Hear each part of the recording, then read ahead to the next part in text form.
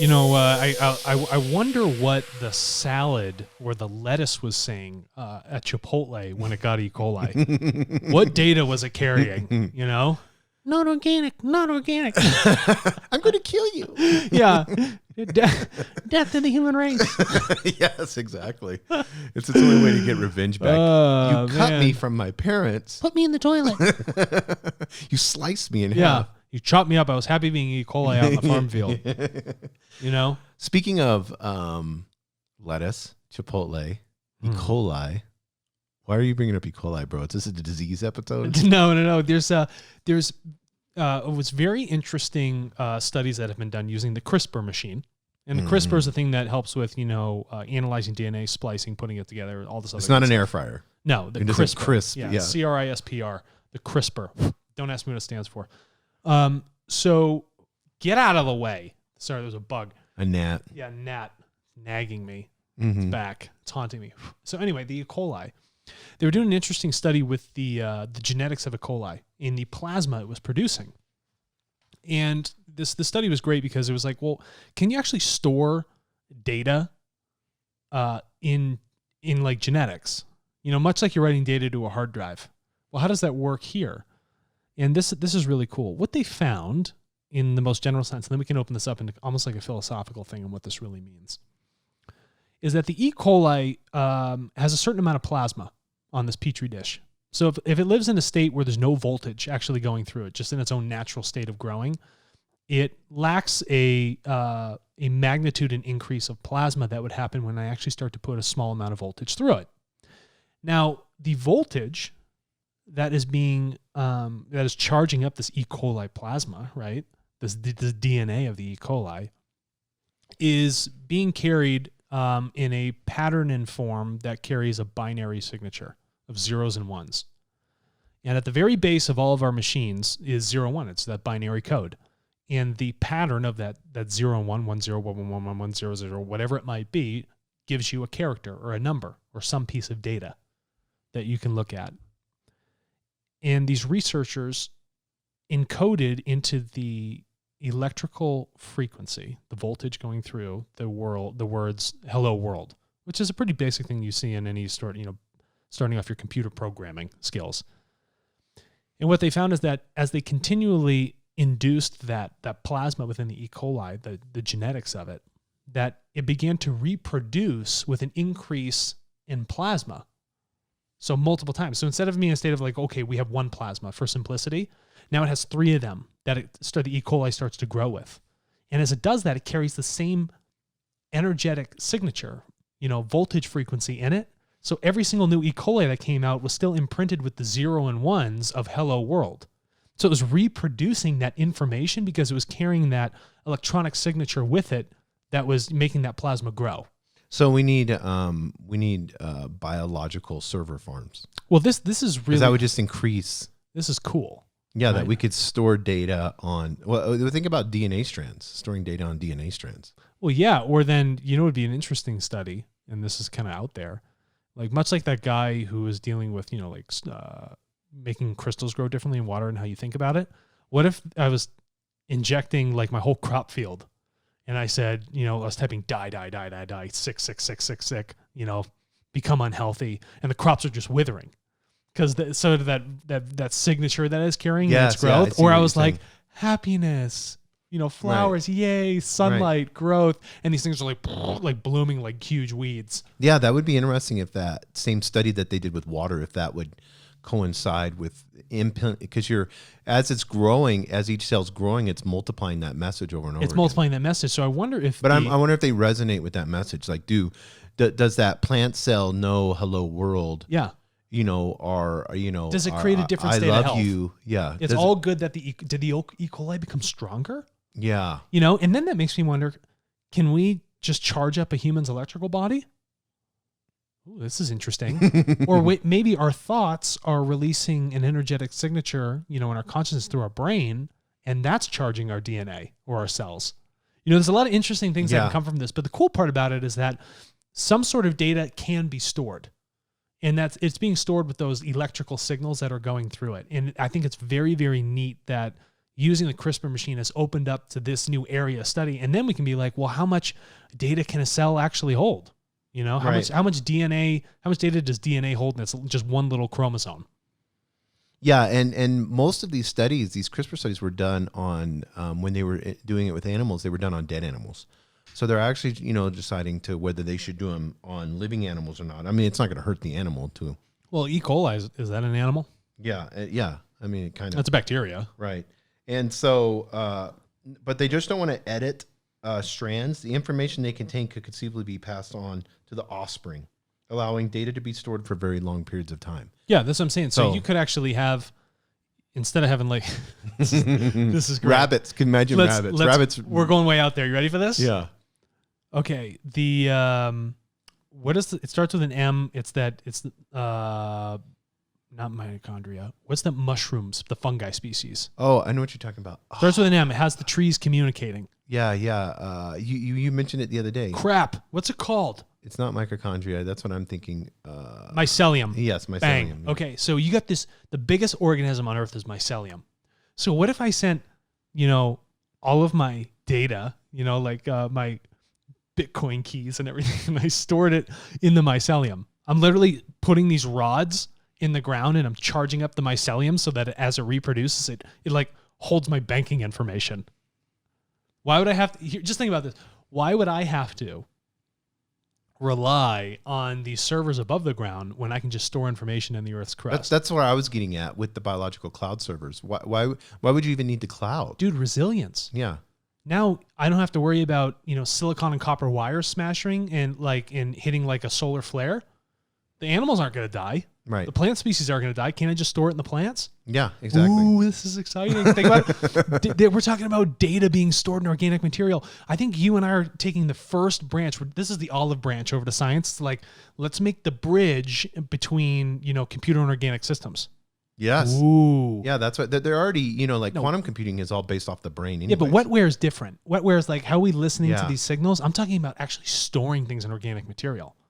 What if I had, started to build out some sort of like smart AI learning set? What if I pumped algorithms into the mycelium? Yeah, and then it just began to grow with those same, like how much data could you store in a plant? Or maybe what if I just inject the energetic signature of one of, Beethoven's songs? Mm-hmm. They say classical music helps plants grow. What if this stuff starts to flourish when we start pumping music into it? I want it to store a symphony. Yes. Ooh, this is pretty awesome.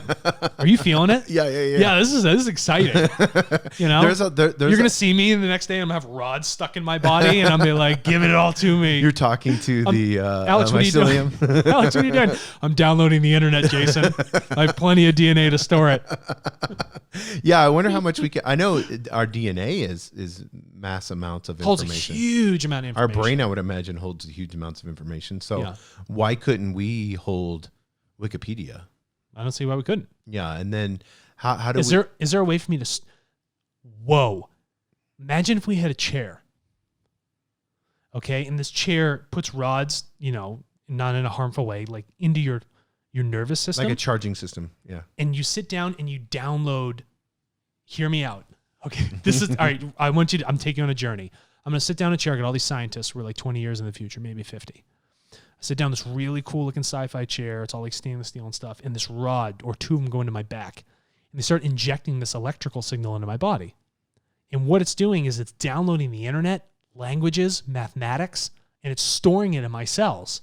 So then as I go to try and receive it in my brain, I already have all that information stored in there. So I don't have to go outside and learn it. I'm already preemptively ready to do it because my cells have now inherited that information. Well, it's even more than your cells inheriting because you recreate your body, every 7 years? Every 7 years. So, and then, with the E. coli, they were multiplying with that same information. So all your new cells that are growing going to multiply with that info. Multiplying with that information. And so think about, what if I put in an algorithm that says no cancer? Yes. Oh, what if I stopped all those bad family genetic problems and I'm just injecting all this electrical frequency of algorithm into my body that's telling me to be healthy, learn faster, talk clear, whatever it might be. Or, regrow, cells in my eyes so I'm not going to go blind. Like, dude, think about that. Yeah. But I'm just sitting in this chair. And what am I doing? I'm doing the download. What do you hear? Just a low hum. Yeah. And it's just the internet's getting sucked down into my body. Yeah, that would Only be the good, interesting. only the good Yeah, stuff. yeah. Could you imagine that? Yeah. I'm so polarized, you know. Yeah, that would be it. Like, I do not want any Twitter data Like, in my body. Dude, I was just thinking about this. They give you a list and I'd be like, in the first offering, it's like, do you want Twitter data? No, we don't want that. You know, I want select it. all the books Yeah. in Wikipedia. Yeah, I want all Google scams. I want the Gutenberg project. Yeah, You know what I mean? want all that. Yeah. I'll take the classical music. I'll take the plays. I'll take artwork. I'll take all languages. Yeah. And I'll take any sort of mathematics encyclopedia. Yeah, exactly. Yeah. I'm good. I don't need anything else. See you later. Yeah. I don't want to get it. I don't want my data to get infected. Are we on to something? We're on to something. I think these guys are onto something. That's kind of cool though, if you think about it. That's what this extrapolates into. And I see no reason why I can't inject E. coli with information and do it to myself. Yeah, and this is the very early stages. So, a lot of people are worried about CRISPR, and we're going to have designer babies, which I don't see an issue with that. If you want let me ask you something. Yeah. I'm glad you brought this. I've been thinking about this a lot. What's wrong? What is the holdback on genetic engineering of human beings? I don't get it. If I told you you're not going to have terminal illnesses, you're never going to go blind, your hearing will always be perfect. We can make sure that your baby always comes out absolutely healthy. You're always going to be in peak physical and condition. Like all these beautiful things. You never lose hair. You always look good. You won't age as fast. Yeah, why wouldn't you want to have that? It's the wave of the future, and they were talking about like right now they can make your skin purple. You could have yellow eyes. Yeah. So, as people jaundice. Yeah. As people, I could imagine, like Elon Musk's wife. She'd probably love to have, I don't know her. I don't know her. But she seems like cosplay real cool, all that stuff. What's her name? Grimer? Yeah, something like Grimer. Grimes. Grimes, yeah. But I mean, she seems like she would love to have a purple baby with yellow eyes. Yeah, why not? You know what I mean? It's like, why not? And when I think about it, it's preference. It's like sexual preference. It's not a big deal. Whatever. Yeah, whatever. And you think about this too. Well, then people are like, well, you made the choice for the child and like all the other stuff. Well, I don't know about, what sort of morals lie. No, let's get into this. So let's think about this. This is very good. Okay. All right. So you made a choice when you were smoking those cigarettes when they were inside your womb. And that fast food that you ate made that genetic choice. That's you see what I'm fair. saying? And now let me ask you this. What is the threshold then for genetic engineering? Is it absolutely does it prolong human life? Yes.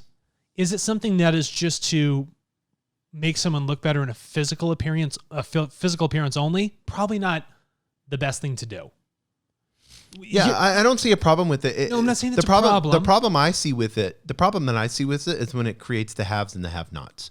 And that's a problem with technology. As we get the Neuralink and all these things, the people that can afford to do this will do this. And so now you're creating these... Well, no, Jason, hold on a second. But that's a farce. But only for a brief amount of time. Why? Because now you've already altered the genetics. So as they have children, they'll all carry all those great genes with them. Well, also this, as well as I do, a flat screen TV was $5,000. Yep. Now they're $300. Yeah. So as technology, the early adopters will be there, but competition, capitalism, this is a good part of capitalism, but pushes the cost down. And everybody will be able to afford it. Procreation. But I mean, if we'll pay $5,000 for a dog, or $2,000 for a dog, why wouldn't you not pay $10,000 to have a perfect baby? Yeah, you'd want that. You'd want or the healthiest child. $25,000. And if you're living longer, you've increased the amount of experience you have in this life. Mm-hmm. You have a higher chance of becoming wise. Yes. You have more probability of doing good, and for other people, doing not good. But you'd hope at that point we're, come to some sort of intelligence that if you can genetically manipulate, data, genetic data at that level, that we're probably, have some stronger morals here. Can we do a personal experience for another show? I had my youngest son's stem cells collected.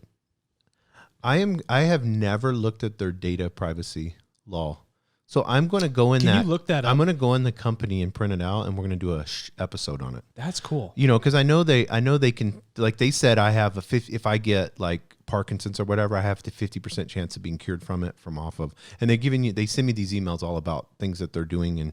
But I wonder if they're taking those stem cells from my ex-wife, are they taking those and then selling part of it, the information they've extracted from it? Dude, this is a great question. You see what I'm saying? You should ask them. Yeah, I'm going to, and I'm going to pull I guarantee they have to have a privacy agreement. Yeah, I would, and then we'll talk about I'm going this. to print it out. Talk about it on an episode. Yeah, because this is a wave of the future. Like that's a long time ago and started. Yeah. And I encourage everybody to do that. We'll find out about the privacy part, but because it helps solve diseases, you know. Yeah, you will on Tartle. You can share your genome data. Yeah, because I know this is the conspiracy with abortion clinics, is that they're taking, they're taking stem cells and all that stuff and fetuses, and then selling it third party. This is a problem. You can read about it online. This is wild. I'm gonna have to look it up. And we'll talk about this, but they're selling it third party and then using that for experiments. Different experiments and stuff like that. So conspiracy. So scientific experiences. So, and that we may have to do an episode on that. And you want this genetic engineering has been like, pushed to the wayside because people got wigged out when they heard about cloning sheep. They were just like, ugh, like, that spider. Did you see the spider that they cloned, the silks, the one that making, so they have a spider right now and they're doing this, that's creating bulletproof webbing. That's super cool. Yeah. So it's just, and then it creates the fiber, and then they take the fiber and they're putting into bulletproof vests. So you've enhanced the spider. Yeah, and made it's silk. They made a spider and then like the silkworm and something else and put it together. Can I ask you then another question? What's China doing?